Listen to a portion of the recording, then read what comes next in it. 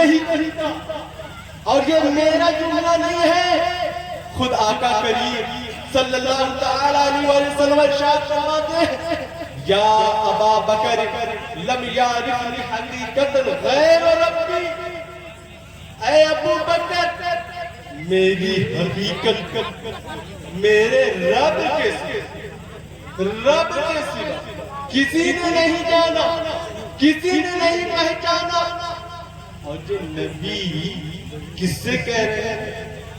ابو بکر جیسے صحابی سے کہہ رہے ہیں، اولو العزم صحابی سے ارشاد فرما رہے ہیں اے ابو بکر تو ہمارے ساتھ ساتھ رہتے ہو، ہمارے ساتھ ساتھ چلتے ہو، ہمارے ساتھ ساتھ کھاتے ہو، ہمارے ساتھ ساتھ ہنستے ہو، ہمارے ساتھ ساتھ روتے ہو، ہمارے ساتھ ساتھ جنگوں پہ چلتے ہو، ہمارے ساتھ ساتھ رہتے ہو، ہماری رضا میں تمہاری رضا رہتی ہے، ہمارے عدم رضا میں تمہاری عدم رضا رہتی ہے، لیکن اے ابو بکر میری حقیقت کو میرے رب کے سوا کسی نے نہیں جانا، کسی نے نہیں پہچانا۔ آپ ذرا اندازہ تو لگائے رب ذوالجلال نے اپنے پیارے محبوب کے زبان سے کون سے الفاظ ادا کرائے ہیں اور کیا پیغام دینے کی کوشش کی ہے۔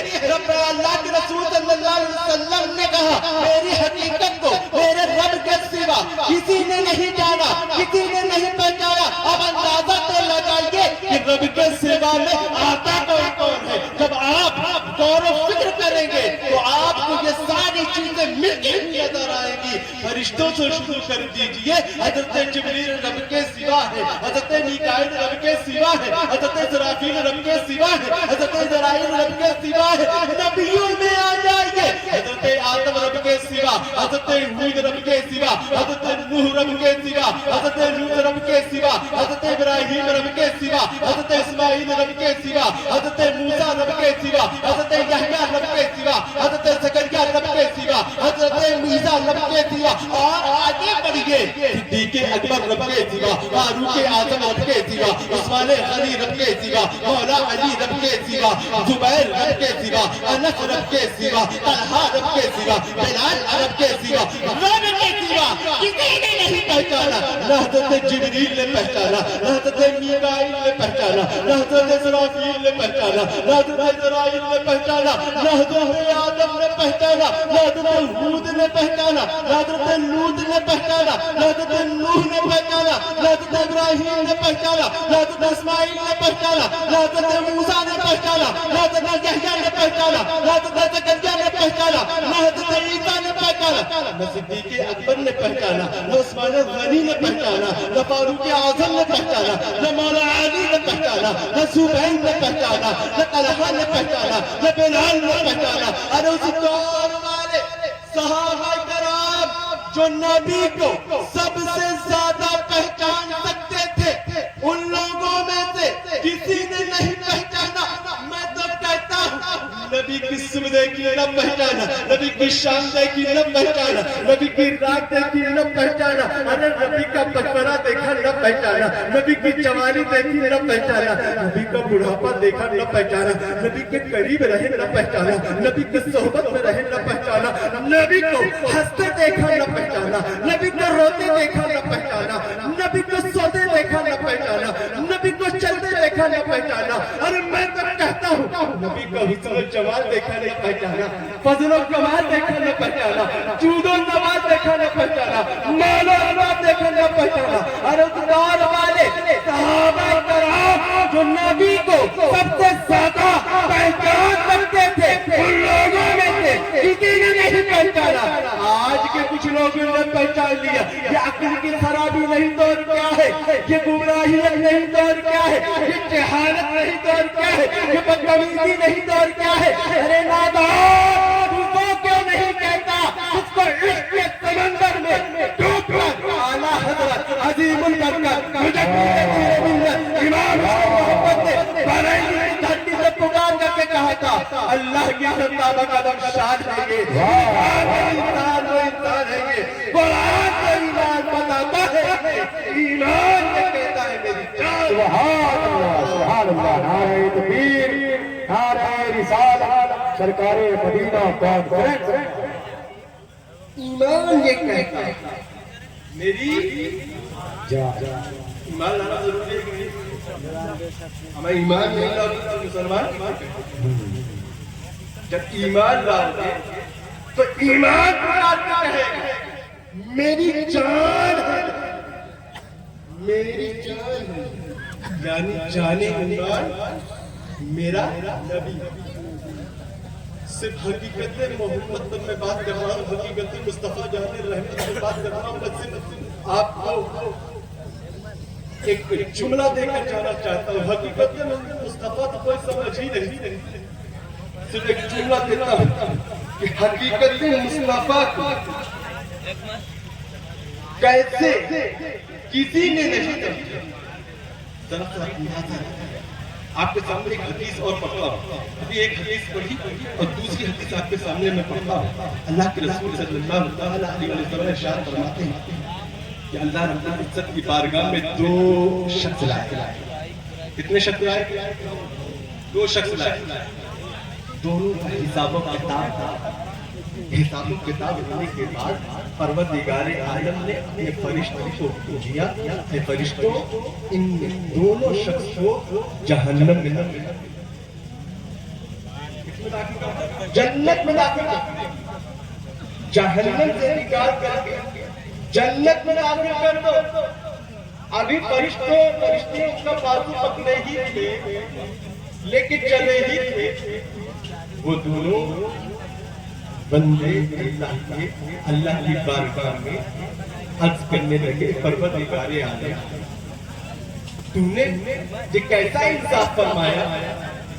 حالانکہ میں نے دنیا کے اندر کوئی بھی ایسا کام نہیں کیا جس کا بدلہ مجھے جنت کے طور پر دیتا۔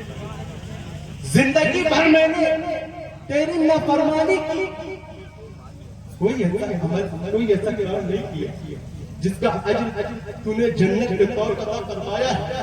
اے پروردگار عالم بس یہ جاننا چاہتا ہوں کہ آخر تجھ کو کون سا ایک ایسا عمل یاد آ گیا یا کون سا ایک ایسا عمل کے بدلے میں تو مجھے جنت عطا کر رہا ہے؟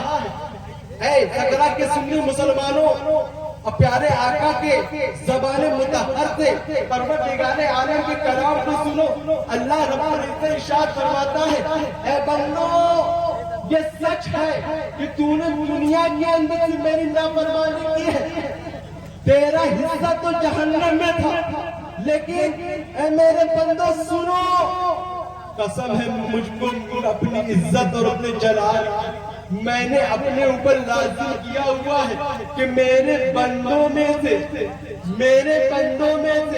جس کا نام میرے محبوب کے نام پر ہوگا، یعنی احمد اور یا محمد ہوگا، میں اسے بنا حساب و کتاب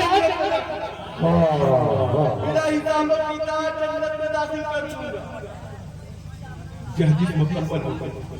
اب آپ کو میں حقیقت محمد سمجھانے کی کوشش کرتا ہوں، دیکھیے کہ کیسے کوئی رب کے سوا حقیقت محمد کو نہیں سمجھ سکتا۔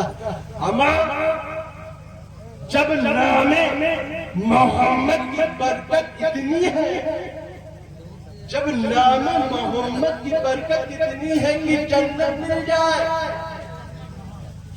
تو ذات محمد جب نام محمد برکت جنت مل جائے تو ذات محمد کا مقام کیا ہوگا؟ ایک جملہ دیتا ہوں، اما نام محمد کی برکت سے جنت مل جاتی ہے، اور جہاں قدم محمد پڑ جاتا ہے وہ جنت کے اندر ہو جاتی ہے۔ اما جب قدم محمد کا یہ عالم ہے تو سینے محمد کا عالم، جب سینے محمد کا یہ عالم ہے تو رخسار محمد کا عالم ہے، جب رخسار محمد کا یہ عالم ہے تو پیشانی محمد کا عالم ہے، جب پیشانی محمد کا یہ عالم ہے تو سر محمد کا عالم کیا ہوگا؟ اما جب سر محمد کا یہ عالم ہے تو پورے وجود کا عالم کیا ہوگا؟ اما جب وجود کا یہ عالم ہے تو روح محمد کا عالم کیا ہوگا؟ اما جب روح محمد کا یہ عالم ہے تو نور محمد کا عالم کیا ہوگا؟ اما جب نور محمد دیا کہ فرشتوں ان دونوں شخص کو جہنم میں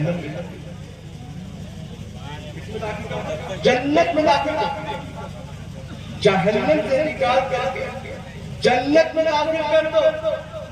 ابھی فرشتے اس کا بازو پکڑے ہی تھے، لیکن چلے ہی تھے، وہ دونوں بندے اللہ کی بارگاہ میں عرض کرنے لگے، پروردگار عالم تو نے یہ کیسا انصاف فرمایا؟ حالانکہ میں نے دنیا کے اندر کوئی بھی ایسا کام نہیں کیا تھا جس کا بدلہ تو مجھے جنت کے طور پر دیتا۔ زندگی بھر میں نے تیری نافرمانی کی، کوئی ایسا عمل، کوئی ایسا کام نہیں کیا جس کا اجر تو نے جنت کے طور پر فرمایا۔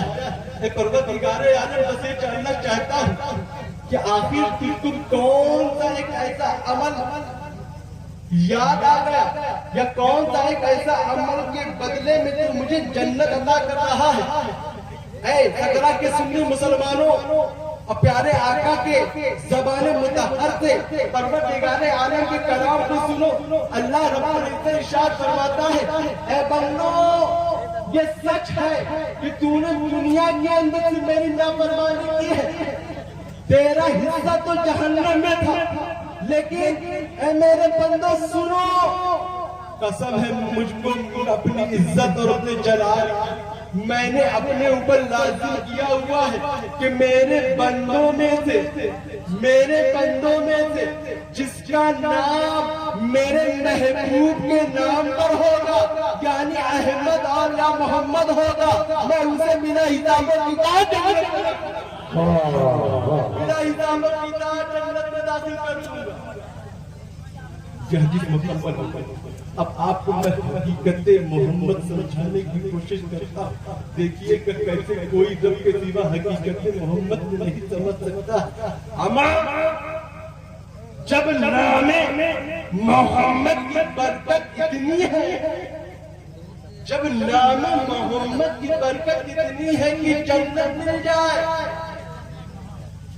تو ذات محمد، جب نام محمد برکت جنت مل جائے تو ذات محمد کا مقام کیا ہوگا؟ ایک جملہ دیتا ہوں، اما نام محمد کی برکت سے جنت مل جاتی ہے، اور جہاں قدم محمد پڑ جاتا ہے وہ جنت کے اندر ہو جاتی ہے۔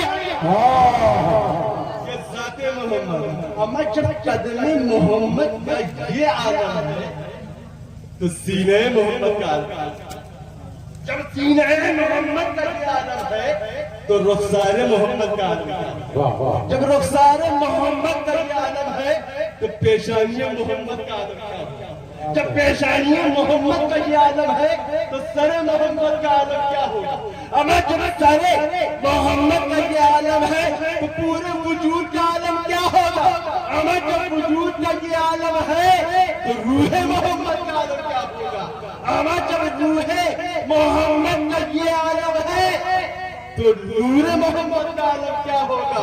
اما جب نور محمد نہیں سمجھ میں آ رہی ہے تو حقیقت